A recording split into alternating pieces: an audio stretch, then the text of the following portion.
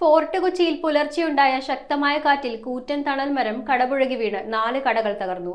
ജനങ്ങൾ പലതവണ പരാതിപ്പെട്ടിട്ടും മരം വെട്ടിമാറ്റാൻ തയ്യാറാകാതിരുന്ന കൊച്ചി നഗരസഭയും PWDയുടെയും ഗുരുതരമായ അനാസ്ഥയാണ് ഇപ്പോൾ വലിയ അപകടത്തിന് കാരണമായിരിക്കുന്നത് എന്ന് നാട്ടുകാർ.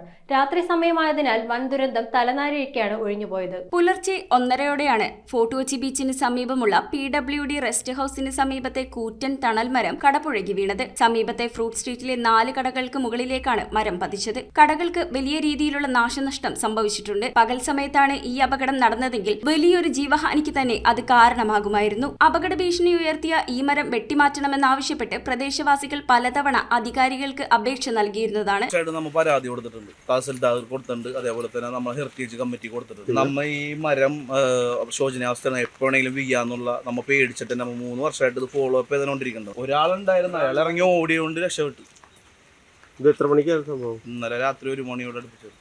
കാറ്റുണ്ടായിരുന്നോ? കാറ്റുണ്ടായിരുന്നില്ല, വെറുതെ അങ്ങോട്ട് വീണായിരുന്നു. മരം അത്രത്തോളം നിക്കണായിരുന്നു, പഴകി നിക്കണായിരുന്നു. മരം എപ്പോ വേണേലും വീയാന്നുള്ളത്. കൊച്ചി നഗരസഭയുടെയും PWDയുടെയും കടുത്ത അനാസ്ഥയാണ് ഇപ്പോൾ ഈ അപകടത്തിന് കാരണമായിരിക്കുന്നതെന്ന് നാട്ടുകാർ പറയുന്നു. 3 വർഷം മുമ്പ് ടൂറിസം കൺസർവേഷൻ സൊസൈറ്റി ചെയർമാനായിരുന്ന ബോണി തോമസ് വഴി പരാതി നൽകിയിട്ടും അധികൃതർ യാതൊരു നടപടിയും സ്വീകരിച്ചിരുന്നില്ല. ലോക ടൂറിസം ഭൂപടത്തിൽ ഇടം നേടിയ ഫോർട്ട് കൊച്ചിയിൽ ഇനിയും അപകടാവസ്ഥയിൽ നിരവധി മരങ്ങൾ നിൽക്കുന്നുണ്ട്. പൊതുജനങ്ങൾക്കും വിനോദസഞ്ചാരികൾക്കും ഭീഷണിയായ ഇത്തരം മരങ്ങൾ എത്രയും വേഗം വെട്ടിമാറ്റി അധികാരികൾ നടപടി സ്വീകരിച്ചില്ലെങ്കിൽ വലിയൊരു ദുരന്തത്തിന് കൊച്ചി സാക്ഷിയാകേണ്ടി വരും. News bureau, Kochi.